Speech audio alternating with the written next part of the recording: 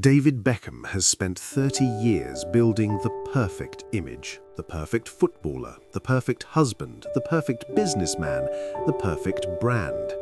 Every photograph calculated, every interview rehearsed, every public appearance designed to maintain an image so polished it doesn't seem real. Because it isn't. And in February 2024, during a private business meeting in Miami, Conor McGregor asked him one question that shattered that illusion. A question so simple, so direct, that Beckham sat in complete silence for almost a full minute before admitting something he'd never said publicly before. "I don't know who the real me is anymore." This is the story of what happens when manufactured perfection meets authentic chaos, and why one of them walked away questioning everything they'd built. To understand why this conversation destroyed David Beckham's carefully constructed persona, you need to know three things. First, David Beckham is not just a retired footballer. He's a global brand worth over $500 million. Fashion lines, fragrance deals, ownership stakes in Inter Miami Football Club, ambassadorships with luxury brands, a whiskey line called Hague Club, and a media empire built on his image.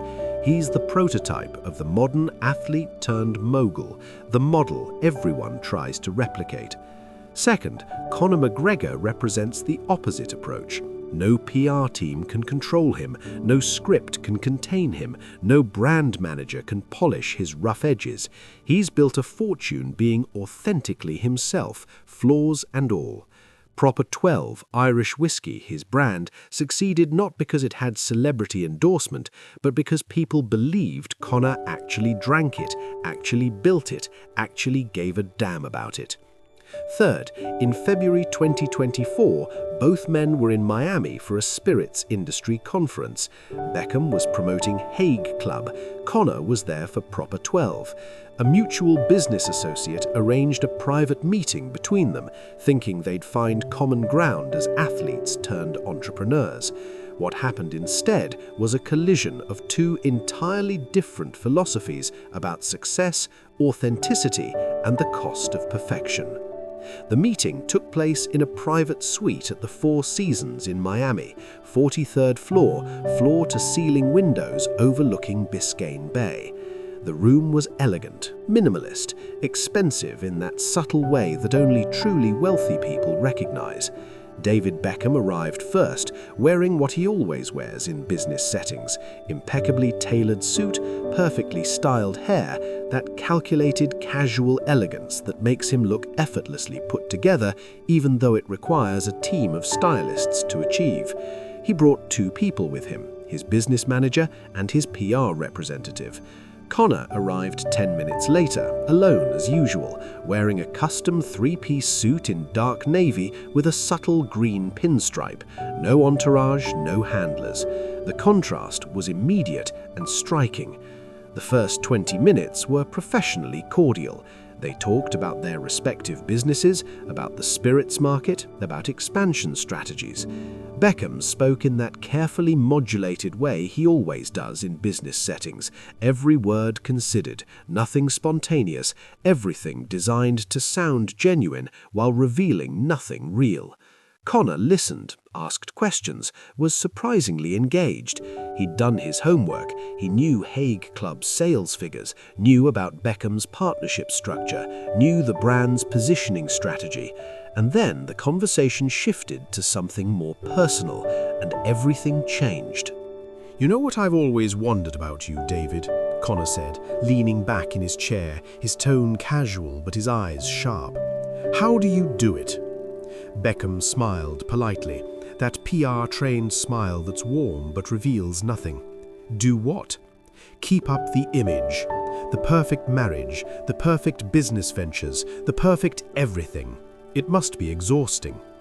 Beckham's smile tightened slightly. His business manager shifted uncomfortably. "It's not about being perfect, Conor. It's about being professional, about representing yourself and your brands with integrity." Conor nodded slowly, as if considering this. "But is it integrity if it's not real?" The room went quiet. Beckham's expression didn't change, but his hands, which had been relaxed on the armrests, gripped slightly tighter. "I'm not sure what you mean." Conor leaned forward now, his intensity increasing, but his tone remaining conversational. "I mean, David, everyone knows your marriage almost fell apart in 2004 because of the Rebecca Lowe's scandal. Everyone knows there have been other allegations over the years, but you and Victoria, you put on this front like you're the perfect couple. You do photo shoots together, you post on Instagram together, you sell this image of domestic bliss. But is it real, or is it just brand management?" Beckham's face had gone carefully neutral, the expression of someone who's been media trained within an inch of their life. "That's a very personal question, Conor." "Yeah, it is," Conor replied without hesitation, "because you're sitting here telling me about integrity and professionalism. But integrity means being honest, and I don't think you've been honest with the public in a very long time. I think you've been selling them a fantasy, and I think you've been doing it for so long that you might not even know what's real anymore." Beckham's PR representative tried to intervene. "I think we should keep this conversation focused on business." Conor glanced at her, then back at Beckham. "Is that what we're doing, David? Keeping it focused, staying on script, never saying anything real?" Beckham raised his hand slightly, stopping his PR rep from speaking. "It's fine," he said quietly. Then he looked at Conor directly. "My marriage is my business, Conor, not yours, and not the public's." "Fair enough," Conor said. "So let's talk about business then. Your whiskey brand, Hague Club. You partnered with Diageo, one of the biggest spirits companies in the world. They developed the product, they handle distribution, they do all the actual work. You just put your face on it. That's not building a business, David. That's licensing your image." Beckham's jaw tightened. "That's how partnerships work in this industry." "Is it though? Because when I built Proper 12, I was in the distillery. I was tasting batches. I was negotiating with distributors. I was calling retailers personally. I didn't just sign my name and collect checks. I actually built something." Beckham leaned forward now, his composure cracking slightly. "Not everyone wants to be as hands-on as you, Conor. Some of us trust professionals to do their jobs. Or some of you are too worried about protecting your image to actually get your hands dirty," Conor shot back. "You've spent 30 years being David Beckham, the brand. The question is, who's David Beckham, the person?" The room was tense now. Beckham's team looked like they wanted to end the meeting, but Beckham himself seemed frozen, unable to respond, unable to defend himself, because somewhere deep down he knew Conor was touching on something true. "Let me ask you something else," Conor continued, his tone softening slightly but losing none of its directness. "When you retired from football, what did you want to do? Not what your team told you to do, not what was good for the brand. What did you actually want?" Beckham was quiet for a long moment. Finally, he spoke, his voice quieter than before. "I wanted to coach. I wanted to work with young players. I wanted to stay connected to the game I loved." "And why didn't you?" Conor asked. "Because it wasn't—" Beckham paused, searching for the right words. "It wasn't the right move strategically. Coaching is time-intensive, it's low-profile, it doesn't generate the same kind of business opportunities. So I went a different direction, a direction that made more sense for the brand." Conor shook his head slowly. "Do you hear yourself, David? You just said you didn't do what you loved because it wasn't good for the brand. You chose money and image over passion. And now you're sitting here, one of the richest, most famous athletes in the world, and you just admitted you gave up what you actually wanted. Was it worth it?" The question hung in the air like smoke. Beckham's carefully constructed composure was crumbling visibly now. His PR rep looked horrified. His business manager was typing frantically on his phone, probably trying to figure out how to end this meeting, but Beckham just sat there, processing. "I have everything," he said finally, but his voice lacked conviction. "A beautiful family, successful businesses, respect, legacy. Most people would kill for what I have. But are you happy?" Conor's question was simple, direct, devastating. Beckham opened his mouth, closed it, opened it again. No words came out, because the answer, clearly, was not as simple as yes. "You brought up Rebecca Luce earlier," Beckham said suddenly, his voice harder now, trying to regain control. "That was 20 years ago. I'm not the same person I was then." "No, but you've never actually addressed it, have you?" Conor replied. "You've never said what really happened. You and Victoria just presented this united front, did some carefully staged photo shoots, and waited for it to blow over. That's not dealing with it, David. That's managing it. What would you have had me do?" Beckham's frustration was showing now. "Air out all my dirty laundry on television? Destroy my family publicly?" "Own it," Conor said simply. "Admit you made mistakes. Admit your marriage struggled. Admit you're human. Instead, you pretended it never happened. You went back to selling the perfect family image like nothing was wrong. And that's the problem, David. You've trained yourself to never be real, to never let anyone see the mess underneath the polish. And now, 20 years later, you can't turn it off, even when you want to." Beckham stared at him for a long moment. "You don't know anything about my life, Conor. You don't know what I've been through, what my family has been through." "You're right," Conor said. "I don't, because you've never let anyone know. You've spent 30 decades building a wall between David Beckham the brand and David Beckham the person, and I think the wall is so thick now that even you can't see through it anymore." The silence that followed was profound. Beckham's PR rep tried again to intervene. "I think we should wrap this up," but Beckham raised his hand again, stopping her. His expression had changed. The defensiveness was still there, but underneath it was something else now. Something that looked like recognition, like someone who'd just seen their own reflection clearly for the first time in years and didn't like what they saw. "Why are you doing this?" Beckham asked quietly. "Why are you coming at me like this? We don't even know each other." "I'm not coming at you, David," Conor said, his tone gentler now. "I'm asking you questions that I think you've been avoiding asking yourself. Because I look at you and I see someone who's trapped by your own success, by your own image, by 30 years of being careful and calculated and perfect. And I wonder if you ever get tired of it." Beckham was quiet for a long time. The suite overlooked the bay, and through the windows you could see boats cutting through the turquoise water, people living their lives, completely unaware of the conversation happening 43 floors above them. When Beckham finally spoke, his voice was barely above a whisper.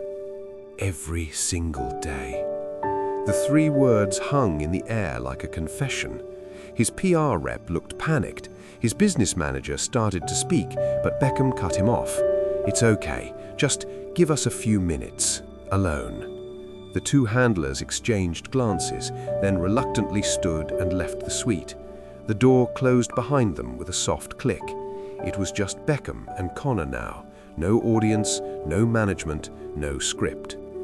Beckham leaned back in his chair, ran his hands through his hair, that perfectly styled hair that probably took 30 minutes to achieve. "You want to know the truth, Conor? The truth is, I don't remember the last time I did something just because I wanted to. Not because it was good for the brand, not because it would generate positive press, not because my team advised it, just because I wanted to." He laughed, but it was a hollow sound. "I'm 48 years old. I've achieved everything I set out to achieve and more. And I wake up every morning, I look in the mirror, and I see David Beckham, the brand, the image, the product. But I don't see me. I don't know who me is anymore." Conor didn't say anything for a moment. He just let Beckham's words settle. Then, quietly, he asked, "So what are you going to do about it?" Beckham looked at him, confusion in his eyes. "What can I do? I've built this life, this empire. I can't just walk away from it." "Who says you have to walk away from it?" Conor replied. "But you can stop pretending. You can start being honest, with the public, with your family, with yourself. You can admit that your marriage isn't perfect, but you're working on it. You can admit that you've made mistakes and you regret them. You can stop selling this fantasy of perfection and start being a real person. People will respect you for it, I promise you." "But my brand," Beckham started. "Fuck your brand," Conor said, not aggressively but firmly. "Your brand will survive. You know why? Because people don't actually want perfection, David. They want authenticity. They want to see someone who's struggled and overcome it, someone who's failed and gotten back up, someone who's human. You think people love me because I'm perfect? I've lost fights. I've made terrible decisions. I've embarrassed myself publicly more times than I can count. But people respect me because I don't hide from it. I own it. And that, David, is worth more than all the carefully staged photo shoots in the world." Beckham sat with that for a long time. Finally, he spoke. "It's been so long since I've been real, I don't know if I remember how." "Then start small," Conor said. "Next interview you do, when they ask you about your marriage, don't give them the PR answer. Tell them the truth, that it's been hard, that you've made mistakes, that you're trying to be better. Watch what happens. I guarantee you people will love you for it. They'll love you more than they ever did when you were pretending to be perfect." Beckham nodded slowly, processing. "When did you get so wise?" he asked with a slight smile. "I'm not wise, David," Conor said, returning the smile. "I just stopped giving a fuck about what people think.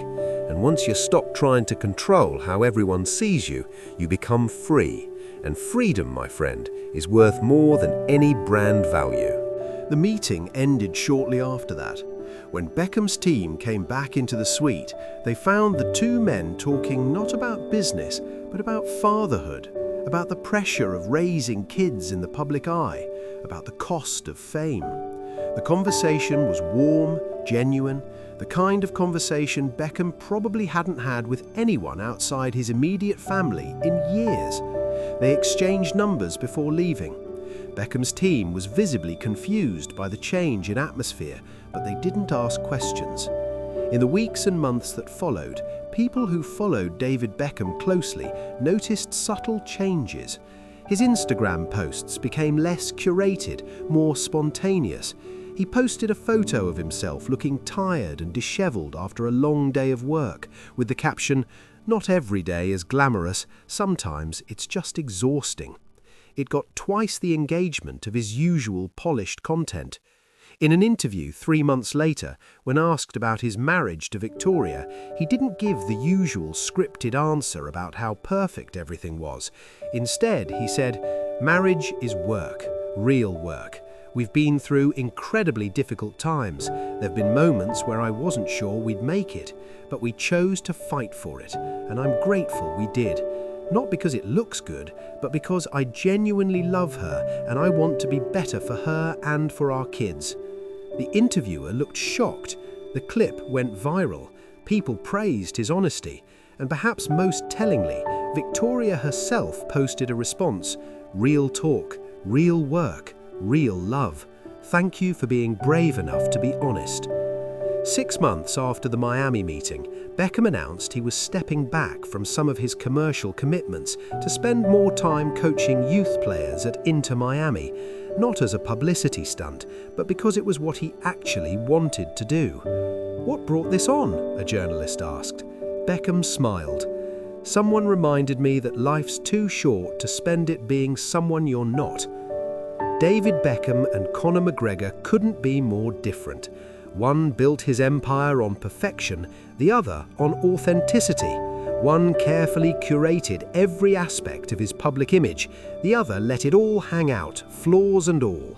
But what happened in that Miami suite wasn't about one approach being better than the other. It was about what happens when someone who spent their entire life performing perfection finally admits that they're tired of the performance. Conor didn't destroy David Beckham's image, he gave him permission to step out from behind it. He showed him that authenticity, even messy authenticity, is more valuable than polished perfection. Because people can see through the polish. They always could. They just didn't know if Beckham knew it too. That one question, "Who's the real you?" wasn't an attack, it was an invitation to stop pretending, to stop performing, to stop being David Beckham TM and start being David Beckham. And judging by the changes that followed, by the honesty that emerged, by the visible relief in Beckham's public persona after that conversation. It was an invitation he desperately needed. Because the truth is, we're all performing to some degree. We all have a version of ourselves that we present to the world, a version that's cleaner, more put together, more successful than we actually feel. But there's freedom in dropping that mask. There's power in saying, I'm struggling, or I don't have all the answers, or I'm not as perfect as I seem. And sometimes, all it takes is one person, one brutally honest conversation to remind you that you don't have to keep performing forever, that it's okay to be real, that in fact, being real might be the most valuable thing you can offer. That's what happened when Conor McGregor asked David Beckham who the real him was. And David Beckham, for the first time in 30 years, admitted he didn't know, but he was finally ready to find out. What you just heard wasn't about tearing someone down, it was about building someone back up by stripping away the facade. If this story made you think about your own life, about the masks you wear, about the difference between who you are and who you pretend to be, then you're not alone. We all struggle with this. Subscribe if you want more stories about the conversations that change people, the moments when perfection cracks and something real emerges. And remember, authenticity isn't about being perfect, it's about being honest, even when it's uncomfortable, especially when it's uncomfortable.